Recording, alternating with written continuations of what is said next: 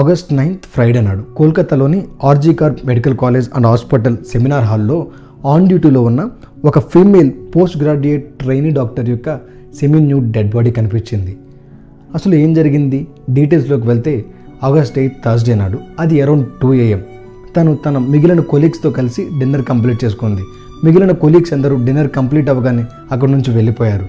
తను మాత్రం అప్పటికే 36 hours కంటిన్యూస్ డ్యూటీ చేసి ఉండడంతో కాసేపు ఆ సెమినార్ హాల్లోనే రెస్ట్ తీసుకుందామని అక్కడనే పడుకుంది. బహుశా తను చేసిన తప్పు అదేనేమో. ఆ తర్వాత రోజు ఉదయం అంటే ఆగస్ట్ 9th నాడు సెమీ న్యూడ్ డెడ్ బాడీగా ఆ సెమినార్ హాల్లో పడి ఉంది. అది చూసిన ఆ జూనియర్ డాక్టర్స్ అండ్ స్టూడెంట్స్ వెంటనే పోలీసులకు ఇన్ఫార్మ్ చేశారు. క్రైమ్ సీన్లోకి వచ్చిన పోలీసులు ఇది సూసైడ్ అని వాళ్ళ పేరెంట్స్కి ఇంటిమేట్ చేశారు. వాళ్ళ పేరెంట్స్ని 3 గంటల వరకు కూడా డెడ్ బాడీని చూడడానికి అలౌ చేయలేదు. ఆ తర్వాత వాళ్ళ ఫాదర్ని డెడ్ బాడీని చూడడానికి అలౌ చేశారు. ఫాదర్ ఆ బాడీని ఒక ఫోటో తీసుకుని వాళ్ళ రిలేటివ్స్ అందరికీ షేర్ చేశాడు. వాళ్ళలో ఒకరు ఇది సూసైడ్ కాదు రేప్ అండ్ మర్డర్ అని బాడీని చూస్తుంటేనే అర్థమవుతుంది కదా అని ఆ ఫాదర్కి చెప్పారు. ఆ తర్వాత ఆ ఫాదర్ నా కూతురు అతి దారుణంగా రేప్ అండ్ మర్డర్ చేయబడిందని, కానీ నాకు అర్థం కాని విషయం ఏమిటంటే ఎందుకని ఈ పోలీస్ మరియు హాస్పిటల్ అథారిటీస్ ఈ నిజాన్ని దాస్తూ దీన్ని సూసైడ్గా చెబుతున్నాయని ఫాదర్ ఆవేదన వ్యక్తం చేశారు. కాలేజ్ ప్రిన్సిపల్ కూడా ఇది సూసైడ్ అని, మిడ్ నైట్ వరకు ఉండడం అమ్మాయి చేసిన తప్పు అని చెబుతున్నారు. దీంతో ప్రిన్సిపల్ని చాలామంది క్రిటిసైజ్ చేశారు. ప్రిన్సిపల్ తన రెసిగ్నేషన్ని కోల్కతా గవర్నమెంట్కి సబ్మిట్ చేశాడు. కానీ గవర్నమెంట్ ఈ రెసిగ్నేషన్ యాక్సెప్ట్ చేయకుండా ప్రిన్సిపల్ని వేరే కాలేజీకి ట్రాన్స్ఫర్ చేసింది.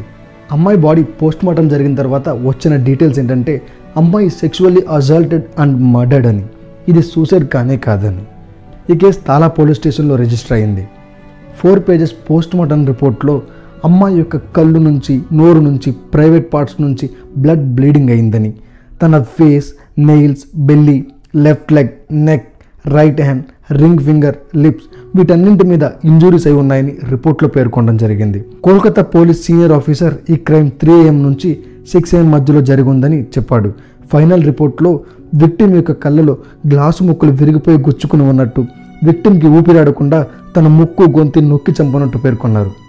పోలీసుల ఇన్వెస్టిగేషన్ ప్రకారం the first and only arrest ఈ రోజు వరకు కూడా సంజయ్ రాయ్. ఎవరి సంజయ్ రాయ్ అండ్ ఎందుకు అరెస్ట్ చేయబడ్డాడు డీటెయిల్స్లోకి వెళ్తే సంజయ్ రాయ్ 33 సంవత్సరాల old civic volunteer. Sanjay Roy RK Kar medical college and హాస్పిటల్కి అవుట్ సైడర్ అయినప్పటికీ కూడా తనకున్న ఇన్ఫ్లుయెన్స్ వల్ల, కోల్కతా పోలీస్ డిపార్ట్మెంట్తో తనకున్న కనెక్షన్స్ వల్ల ఎంటైర్ హాస్పిటల్ తనకి యాక్సెస్ ఉంది. సంజయ్ రాయ్ ఎందుకు అరెస్ట్ చేయబడ్డాడు అంటే క్రైమ్ సీన్లో పోలీసులకు ఒక బ్లూటూత్ హెడ్సెట్ దొరికింది. సెమినార్ హాల్లో అయితే సీసీ కెమెరాలు లేవు. బట్ మిగిలిన సరౌండింగ్స్లో ఉన్న సీసీ కెమెరాల అబ్జర్వేషన్తో సంజయ్ రాయ్ మిడ్ నైట్ హాస్పిటల్లోకి ఎంటర్ అయినప్పుడు తన మెడలో బ్లూటూత్ హెడ్సెట్ ఉన్నట్టు, అదేవిధంగా ఎగ్జిట్ అయినప్పుడు బ్లూటూత్ హెడ్సెట్ లేనట్టు పోలీసులు గమనించారు. కానీ ఇది ఎగ్జాక్ట్ ఎవిడెన్స్ కాదు. కాబట్టి ఎవరైతే ఆ రోజు హాస్పిటల్కి వచ్చి వెళ్ళారో వారందరినీ పిలిచి బ్లూటూత్ని వాళ్ళ మొబైల్తో పెయిర్ చేసినప్పుడు సంజయ్ రాయ్ మొబైల్కి ఈ బ్లూటూత్ హెడ్సెట్ కనెక్ట్ అయింది.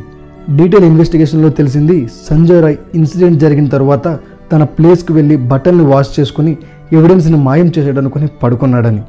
రాయ్ బ్యాక్గ్రౌండ్కి వెళ్తే రాయ్కి 4 భార్యలు. వీరిని కూడా ఫిజికల్లీ అబ్యూజ్ చేసేవాడంట. తన మొబైల్ని అబ్జర్వ్ చేస్తే తెలిసింది సంజయ్ రాయ్ పోర్నోగ్రఫీ కంటెంట్ని ఎప్పుడు రెగ్యులర్గా వాచ్ చేస్తూ ఉంటాడని. ఇన్ఫ్యాక్ట్ సంజయ్ రాయ్ని నేరుగా పోలీసులతో ఈ రేప్ నేనే చేశాను, మహా అయితే ఏం చేస్తారు, ఉరిశిక్ష వేస్తారా, వేయండి అని ఎటువంటి గిల్ట్ అండ్ రిగ్రెట్ ఫీల్ లేకుండా ఒప్పుకున్నాడంట. కానీ ఇక్కడ మనం గమనించాల్సింది ఈ జూనియర్ డాక్టర్ రేప్ అండ్ మర్డర్లో సంజయ్ రాయ్ ఒక్కడే కాదు, చాలామంది పెద్ద తలకాయలు ఇన్వాల్వ్ అయి ఉన్నాయి.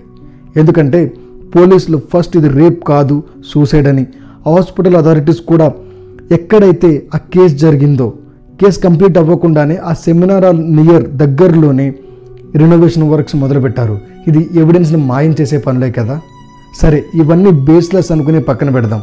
పోస్ట్ మార్టం రిపోర్ట్లో ఇప్పటి వరకు బయటపెట్టని షాకింగ్ పాయింట్స్ని సువర్ణ గోస్వామి అనే డాక్టర్ బయటపెట్టాడు. ఏంటంటే అమ్మాయి యొక్క బాడీ పెయిన్ ఇంజరీస్ ఒక్కరు చేయడం వల్ల అయినవి కాదని, ఖచ్చితంగా ఒకరికంటే ఎక్కువ మంది ఇన్వాల్వ్ అయి ఉంటారని.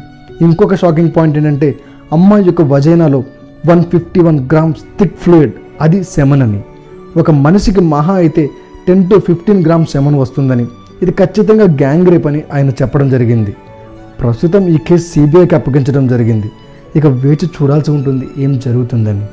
ఆడపిల్లకు భద్రత లేని సమాజం, అర్ధనగ్నంగా దొరికిన అమ్మాయి శవం, దాని చుట్టూ జరిగే నీచ రాజకీయం, ఎన్ని రోజులు ఎదురు చూసినా దొరకని న్యాయం, అమ్ముడుపోతూ ఉండే మన పోలీసు యంత్రాంగం. ఇదే మన 78 సంవత్సరాల స్వాతంత్ర భారతం. Anyway, proud to be an Indian. Happy Independence day.